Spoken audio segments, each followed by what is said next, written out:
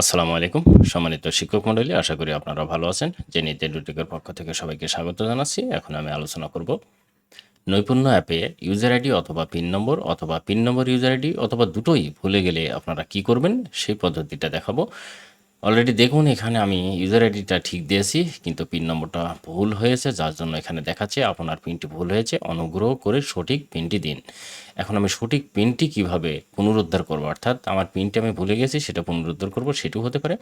অথবা আমার এই যে ইউজার আইডিটা ভুলে গেছি, আমি ইউজার আইডিও নেই, পিনও নেই, কিছুই নেই, কিন্তু আমি এটা এখন লগ ইন করবো কী করে। এটি একটি সহজ বুদ্ধি আছে ইউজার আইডি এবং পাসওয়ার্ড পুনরুদ্ধার করার। এর জন্য আপনাকে প্রথমে যেটি করতে হবে সেটা প্রতিষ্ঠান প্রধানকে বলতে হবে যে আমাকে এই ইউজার আইডিটা দেন। এখন ইউজার আইডিটা প্রতিষ্ঠান প্রধান কোথায় পাবে সেটা আমি দেখাবো। এর জন্য আপনাকে কি করতে হবে, আপনার প্রতিষ্ঠান প্রধানের আইডিতে লগ ইন করতে হবে। প্রতিষ্ঠান প্রধানের আইডিটা অ্যাকচুয়ালি কী আমি সেটি বলি। সেটা হচ্ছে master.নৈপুণ্য.gov.pd, ওই ঠিকানায় ঢুকতে হবে। ঢুকে এরকম একটি উইন্ডো আসবে। মনে রাখতে হবে যে এটি যে কম্পিউটার অথবা মোবাইল দিয়ে যেখান থেকেই ঢুকুন না কেন এইরকম কিন্তু লগ ইন উইন্ডো আসবে, যেখান থেকে আপনাকে লগ ইন করতে হবে। সুতরাং সিস্টেমটা একই, এজন্য আমি কম্পিউটারের সুবিধার জন্য দেখাচ্ছি, আর মোবাইলটাও একই রকম লগ ইন সিস্টেমটা। এখন দেখুন এখানে প্রতিষ্ঠানের ইউজার আইডি আমি দিয়েছি এবং পিন নম্বরটা দিয়েছি, এটা প্রতিষ্ঠান প্রধান, এটা আপনাকে ইউজার আইডিটা দেবে। দেওয়ার জন্য এই সিস্টেমে যেতে হবে, এখান থেকে লগ ইন করা হলো। এখন লগ ইন বাটনে ক্লিক করার সাথে সাথে প্রতিষ্ঠান প্রধানের অর্থাৎ প্রতিষ্ঠানের লগ ইন হয়ে যাবে প্রতিষ্ঠানটি।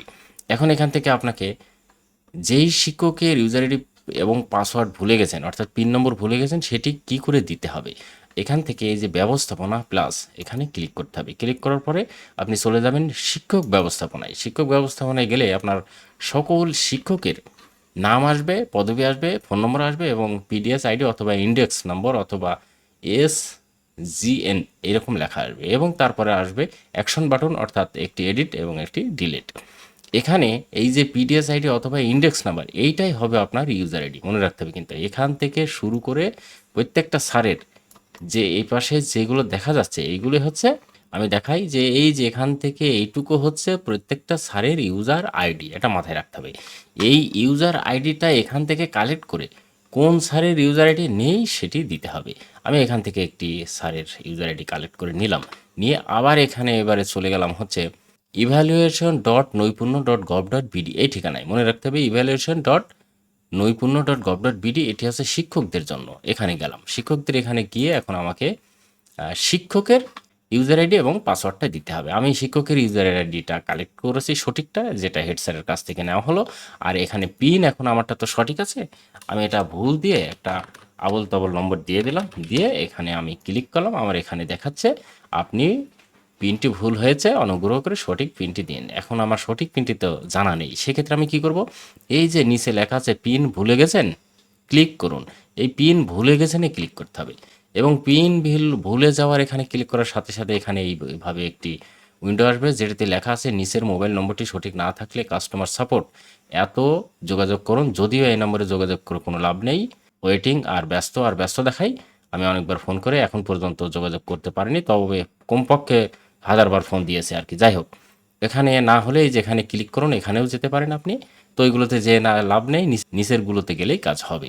এখন খেয়াল করে দেখুন ইউজার আইডি এখানে আমি আমার সঠিকটাই আছে এবং এখানে আমার ফোন নম্বর আছে, যেখানে যেই ফোন নম্বরটি আমি হেড স্যারের ওখানে দেখলাম, দেখে যেটি বলেছি সেই ফোন নম্বরটা এখানে আছে নাকি আপনি দেখবেন। দেখার পরে এখন ইমেলটাও কিন্তু আপনার আসবে, এখানে যে ইমেলটা সঠিক সেটা আসবে এবং মাঝখানে কিন্তু ডট দেখাবে। হ্যাঁ, আর সবগুলো দেখাবে না। এই মোবাইল নম্বরের প্রথম 5টা দেখাবে এবং শেষের 2টা দেখাবে, আর ইমেইলেরও কিন্তু এরকম দেখাবে। এখান থেকেই বোঝা যাবে আপনার নম্বর ঠিক আছে কি না। এখন নিচে আবার লেখা দেখাচ্ছে কোন মাধ্যমে ওটিপি পেতে চান, এটি মোবাইল মাধ্যমে না ইমেল মাধ্যমে, এটা কিন্তু মাথায় রাখতে হবে। আমি কিন্তু এখান থেকে চাই হচ্ছে মোবাইল মাধ্যমে ওটিপি চাই, এজন্য আমি মোবাইলের এখানে টিকমার্ক দিয়ে রেখেছি, মানে এই গোল বৃত্তটি। আমি যদি চাই ইমেলে দেবো তাহলে এখানে ক্লিক করতে পারে, আমি মোবাইলেই দরকার, আমার মোবাইলে দিচ্ছি। এবারে এখানে লেখা ওটিপি পাঠান, আমি এখানে ক্লিক করলাম এবং আমার মোবাইল নম্বরে একটি ওটিপি চলে যাবে। আমি ওয়েট করছি ওটিপি আসার জন্য। আপনারা শব্দ শুনতে পাইলেন যে আমার মোবাইলে একটি SMS আসলো এবং সেখানে ওটিপি আসলো। এখন এই 4 সংখ্যার এই ওটিপিটি এখানে দিয়ে যদি আপনি নিশ্চিত ক্লিক করেন তবে আপনার এখানে নিশ্চিত হবেন, মানে এখানে আপনি লগইন হয়ে যাবেন। সুতরাং এভাবে আপনি আপনার ওটিপি মাধ্যমে পিন নম্বর এবং ইউজার আইডি ফিরে পেতে পারেন। আমি এখানে আপনাদের একটি তথ্য দেই, সেটি হচ্ছে আমি সঠিকটা দিয়ে এখানে লগইন করলাম। লগইন করে আমার আইডিতে আমি ঢুকে গেলাম। আইডিতে ঢুকে যাওয়ার পরে এরকম আসবে, এখানে কোনো কিছু আসবে না। এটিতে ঘাবড়ানোর কোনো কিছু নেই। কিছুক্ষণ পরে আপনি এটি ঠিকঠাক পেয়ে যাবেন। তারপরেও যদি না আসে, আপনি এই যে এখানে আপডেট বাটনে ক্লিক করবেন। আপডেট বাটনে ক্লিক করলে কিছুক্ষণ পরে আপনার এখানে আপডেট হয়ে নতুন করে চলে আসবে। এভাবে আসবে।